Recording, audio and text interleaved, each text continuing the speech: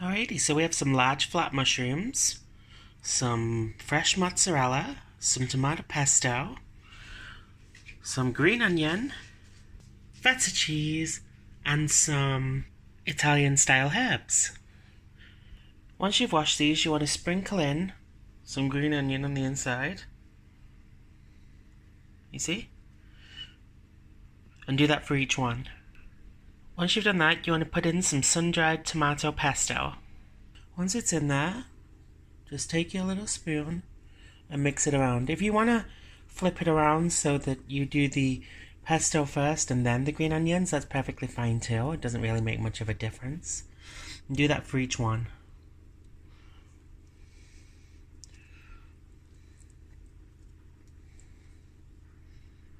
Alright, so as you can see, we've got that in there. Then we're going to sprinkle on top of each one some feta cheese, as you do, and do that with each of them. Now once these are done, we want to take our little pieces of mozzarella. This is the best I could get and it's not that great. Put that on top, flatten that in, and do that for every single one. Just enough to go on top. And then they're ready for the oven. Now, bear in mind you will need to preheat your oven first. So now the oven is on, I'm going to use some garlic infused oil and just drizzle it over the top.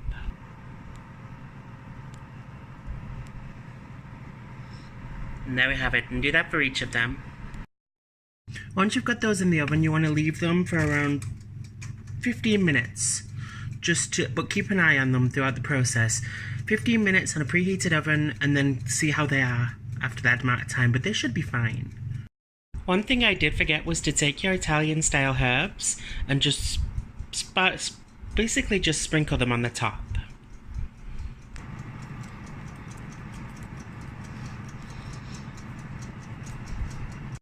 Well, here we go, guys. Stuffed mushrooms. What do you think of that? Very simple, very few ingredients. Yeah. Ooh.